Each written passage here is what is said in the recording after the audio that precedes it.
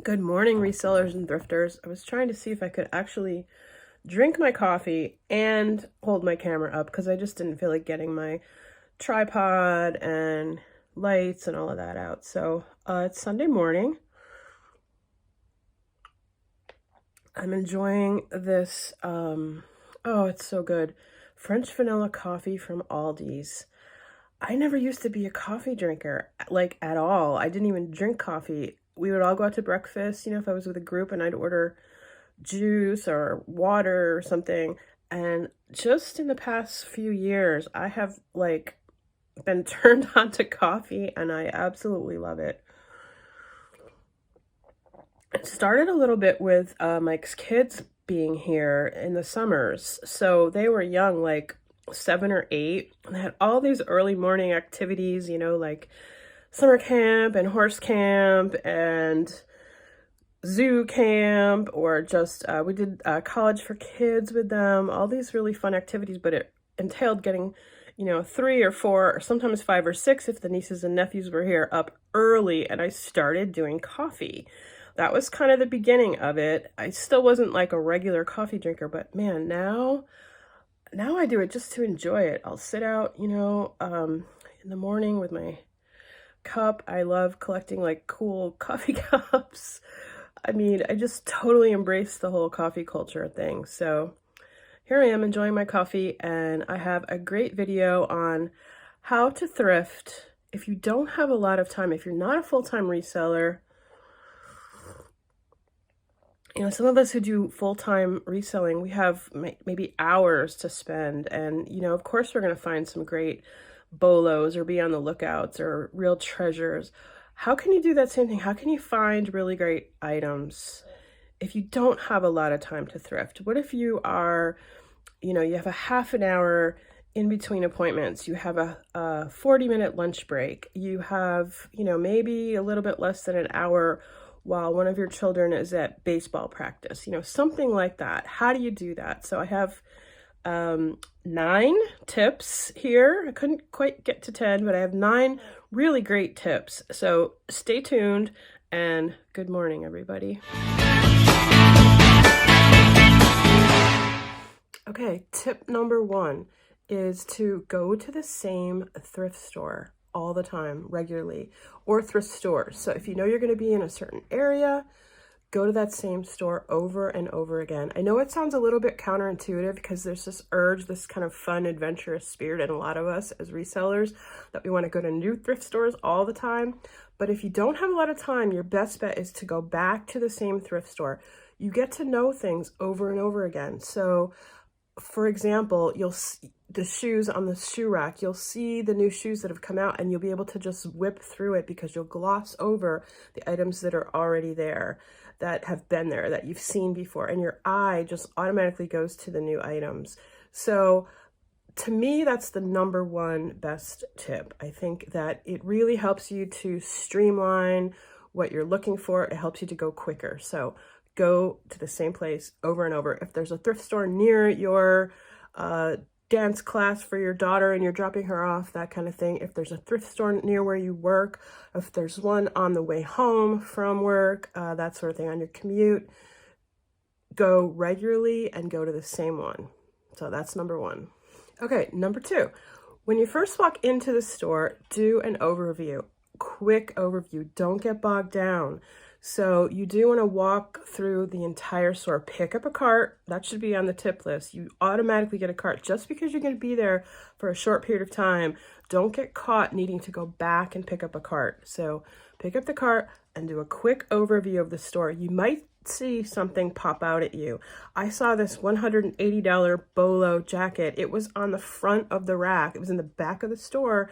And if I hadn't been kind of just perusing around, I might not have seen it. So there could possibly be, that's like luck of the draw. That's a lucky hit, but it's worth it. So do a quick scan of the store. During the quick scan, you can also see, if you've done number 1, you know what's in the store because you've been there a lot. You'll get a sense of what might be new. So you'll get a sense of which areas you want to focus in on when it's time to do that. So do your quick scan. Don't get bogged down. Think about and look at what might be new, out, think about what area you might want to zero in on, because that is going to happen. But just do your quick scan, see if anything jumps out at you, and see if you find an area that you just know, hey, geez, they just brought out all of these new DVDs. I'm going to go check out that area, and the shoes are a little sparse. So get a sense of an overview of the store and where you want to spend the majority. Okay, so following on that is tip number 3, and that is, once you've done your perusal of the store, the whole store, zero in. Find an area. First of all, pick something that's fun for you. Fun and something that you know well. So for me, it's always going to be shoes.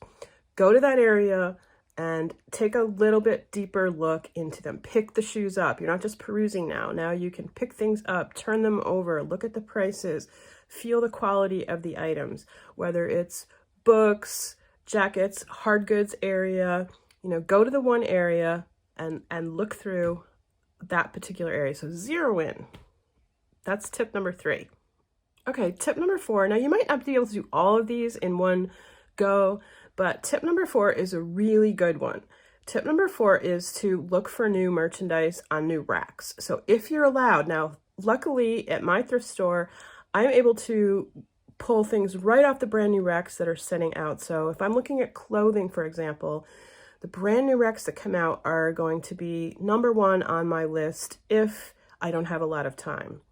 This is how I found one of the most amazing hauls that I've ever come across. In fact, it was one that I've credited with why I started my YouTube channel. So if you go back and look, I have a video on, I found in my little town, I found Chanel, Gucci, Missoni, and more, much more, all in one area. They were all on the brand new racks that came out. I was just kind of flipping through, and boom, there's a Chanel jacket, a $1,500 resale on Resell market, $1,500 jacket. So definitely, if you have a chance, if you see anything new coming out, now it might not even be your area, but if you see a brand new cart of books coming out, if you see a brand new cart of shoes coming out, if you see new hard goods being brought out, I mean, that's real bolo, because you want to, get to that stuff before it's been put on the shelf even. That's a great tip. If you're allowed to do that. Now, I know that at some thrift stores, that's a no-no. You're not allowed to kind of touch the items. But if you are, be polite, be careful with it, and you could really find some good items. Okay, tip number 5 is, I think, actually one of my favorites. It might be my favorite tip.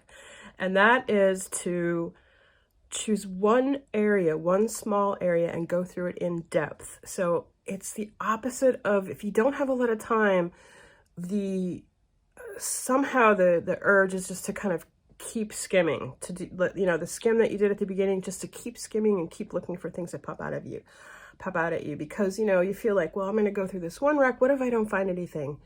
But what if you do? And you might. And I think for me, the biggest tip that I have is choose one small area. If you're a clothing reseller in particular, clothing just doesn't always just pop out at you. You really need to go through each piece. So choose a small section of the clothes. If you're looking at vintage t-shirts, go through some vintage t-shirts and just go through each one, but a small section.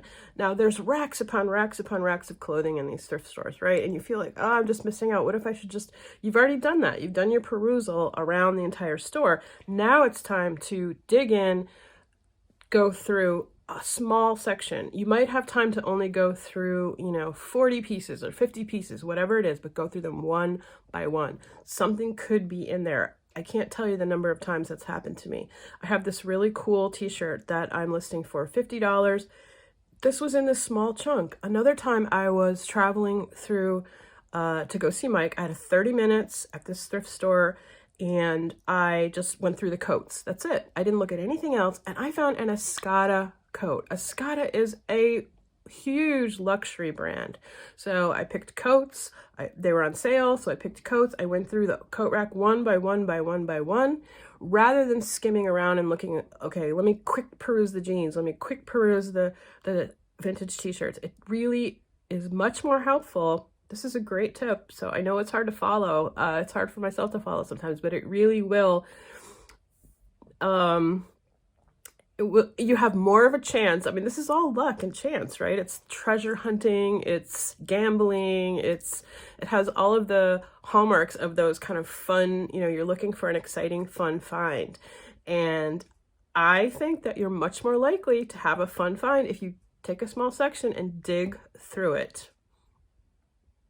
Okay, tip number 6. Now, you can only do this one if you are following tip number 1, which is go to the same store all the time, or go to the same thrift store. And that is to ask someone that maybe at the thrift store if they have any suggestions for you. Hey, they might know that you like books. Hey, did any new books come in? So ask the staff.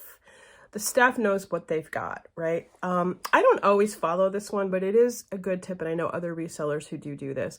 But I have gotten some amazing tips from staff. So I came up to the counter with a pair of these beautiful ostrich Tony Lama cowboy boots recently. And when I got up there, the staff person who knew that I shopped there regularly said, hey, if you want a real pair of cowboy boots, look behind me on the counter. They had in the special section a pair of Lucchese, which is even more high end. And I ended up selling those for $175, I'm forgetting, but upwards of $150. And if he hadn't suggested that I look at those, I would never have picked them up. So this is something that you can proactively do. You can seek out a particularly friendly staff person, ask them, hey, I like vintage hats. Did any new vintage hats come in? That sort of thing. So rely on the staff. That's a great tip. Okay, tip number 7 is a really important one, and it's just super simple. Keep an eye on the line. There's nothing worse, and it's happened to me. There is nothing worse than not having a lot of time, doing all these steps above, finding some really great stuff, and looking at the line, and it's huge, and you literally don't have time to check out. That is just crushing. So as you're doing all of this thrifting, make sure that you are keeping an eye on what that checkout line looks like. Okay, tip number 9, and this is my last tip, but it's one of my favorites as well. And I recently used this to find some really great items. So in my last video, I said this was kind of a companion video to that one. One of those thrift trips was only 30 minutes. And I found I'll put them up here, these great LL Bean convertible pants. They were on the discard rack. So usually maybe by the dressing rooms, maybe by the register, there will be items that people have discarded, clothing and hard goods. We have a little hard goods. There's a little kind of table area at the thrift that I go to all the time that people put things down. Maybe they decided after all they didn't want it, they didn't have the money, they found other items, and so there are some discarded items by the register. The same with clothes. I found these pants right next to the dressing rooms. Somebody had tried them on. So count on other thrifters who maybe aren't resellers to find the great items for you. So always go through those discarded racks. So these were a pair of pants. Someone had tried them on. They're not a reseller. They're a great bolo. LL Bean convertible cargo pants are definitely a bolo. Someone had tried them on and maybe they didn't fit. Maybe they just decided they didn't like that particular color, but they had sourced them. They had pulled them out of the racks. They had found them, tried them on, and then they had them in the discard rack. Always check that rack. I can't even tell you the number of times I have found really great selling bolos. I found two pair of Victoria's Secret leggings. So a reseller who looks at clothing is not going to throw out, maybe even a reseller who doesn't always look for clothing is going to know that Victoria's Secret leggings are going to go for some pretty good money, right? I sold these 2 pair for $45. They were on the discard rack. So same thing. Somebody had tried them on, had found them, done all the work of pulling them out of the racks, tried them on, and they just didn't fit or they didn't like them for whatever reason. And there they were, literally just waiting for me. So the same can be true. Now, this one does have a caveat, so be very careful. There are other reasons we all know that people put things on the discard rack. There's a chip that you didn't know. You get up to the line and you are waiting in line and you see something chipped, and that might be the reason that it's on the discard rack. There might be a tear. So when you are going through that stuff, be careful about why it's on the discard rack.